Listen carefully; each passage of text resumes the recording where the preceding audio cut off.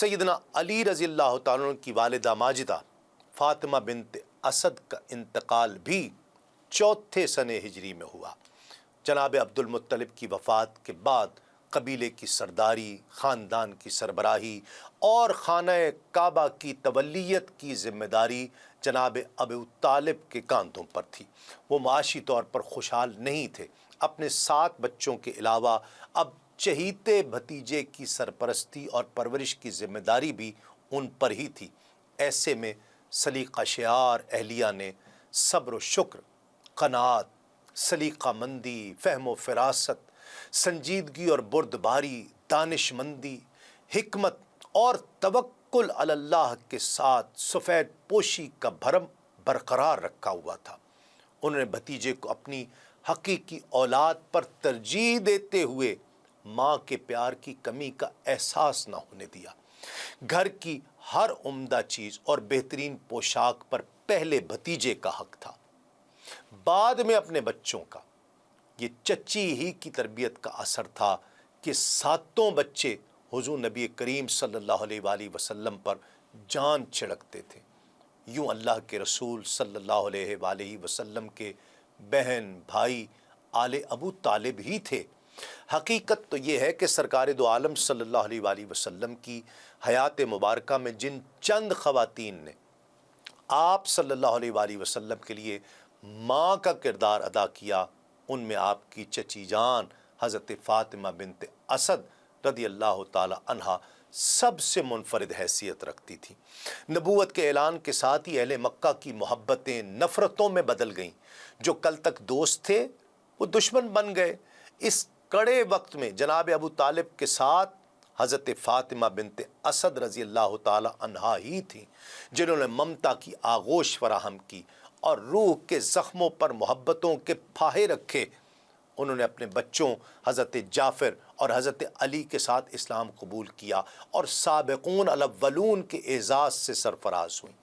حضور نبی کریم صلی اللہ علیہ وآلہ وسلم کا دار ارقم میں قیام ہو یا شیب ابی طالب کی قید سخت ہو، طائف کا سفر ہو یا مکے کے بازاروں میں ڈھائے جانے والے مظالم ہوں، ظلمت و کفر، قہر و غضب اور ابتلاء کے اس دور میں یہ چچی فاطمہ بنت اسد ہی تھیں جو کبھی رازداری سے تو کبھی علی اعلان حق ممتا ادا کرتی رہیں۔ جب انہوں نے اسلام قبول کیا تو اللہ کے رسول صلی اللہ علیہ وآلہ وسلم نے فرمایا کہ مجھے کبھی اتنی خوشی نہیں ہوئی جتنی چچی کے اسلام لانے پر ہوئی ہے۔ جناب فاطمہ بنت اسد کے والد کا نام اسد بن ہاشم بن عبد مناف ہے، والدہ کا نام فاطمہ بنت حرم بن رواحہ ہے۔ عبد مناف سے حضرت علی المرتضیٰ، حضرت جعفر طیار، حضرت عقیل اور طالب پیدا ہوئے۔ طالب ان میں سب سے بڑے تھے، جن کے نام پر ابو طالب کی کنیت ہے۔ صاحبزادیوں میں ام ہانی، جمانہ اور ریتا رضی اللہ تعالی عنہم پیدا ہوئیں۔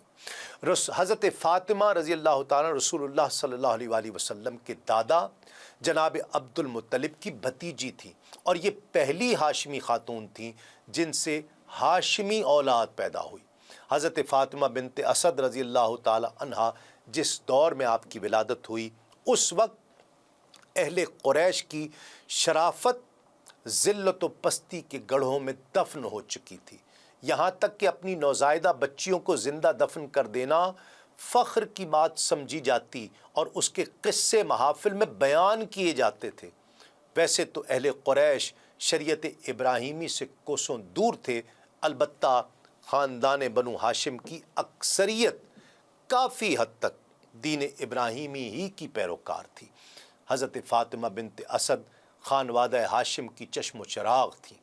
آپ حسن و جمال اور معصومانہ حرکات کی وجہ سے پورے گھرانہ ان کا گرویدہ تھا۔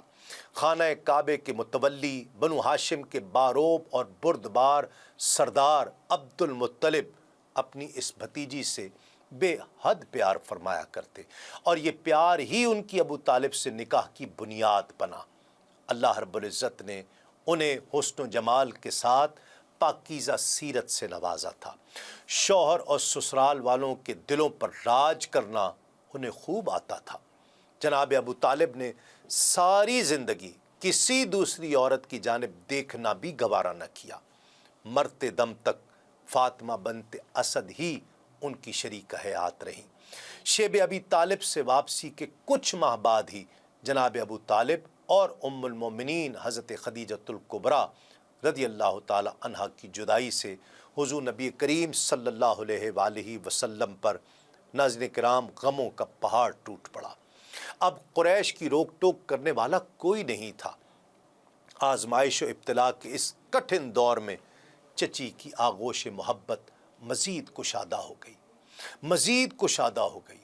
अल्लाह के रसूल उस वक्त को याद करते हुए फरमाते थे कि अबू तालिब के बाद उनसे ज़्यादा मुझ पर कोई मेहरबान नहीं था। नाज़रीन किराम 14 नबवी 622 ईस्वी में आम मुसलमानों ने मदीना मुनव्वरा हिजरत फरमाई तो हज़रत फ़ातिमा बिन्त असद भी उनके साथ थी। बच्चों की शादियां हो चुकी थीं। सिर्फ सबसे छोटे बेटे हज़रत अलीउल मुर्तज़ा रज़ी अल्लाह ताला अन्हु ही बाकी थे। ज़ईफ़ वालिदा की ख्वाहिश थी कि मरने से पहले चहीते बेटे का भी घर बस जाए। दिल के किसी गोशे में रसूलुल्लाह सल्लल्लाहु अलैहि वसल्लम की लख्त जिगर हज़रत फ़ातिमतुज़ ज़हरा रज़ी अल्लाह ताला अन्हा को अपने बेटे की दुल्हन बनाने की तमन्ना आपके दिल में बसी हुई थी। अल्लाह तो दिलों के हाल से वाकिफ़ है। हज़रत जिब्रील अमीन बारगाह नबवी में हाज़िर हुए और यूँ हज़रत फ़ातिमा बिन्त रसूलुल्लाह अपनी हमनाम हज़रत फ़ातिमा बिन्त असद की बहू बन गई। हज़रत अली ने निकाह के बाद वालिदा से फ़रमाया, अम्मा जान अब फ़ातिमा हमारे घर आ जाएंगी, मैं पानी भरूँगा और बाहर का काम करूँगा, वो चक्की पीसने और आटा गूंदने में आपकी मदद करेंगी।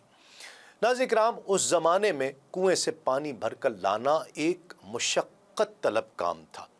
मदीने में मीठे पानी का एक ही कुआं था जिसका नाम बेर रोमा था, जिसका मालिक एक यहूदी था। उसे सैयदना उस्मान गनी रज़ी अल्लाह ताला ने हुज़ूर नबी करीम सल्लल्लाहु अलैहि वसल्लम के हुक्म पर ख़रीद कर मुसलमानों के लिए वक्फ़ कर दिया था। अब वो कुआं बेर उस्मान के नाम से मशहूर है।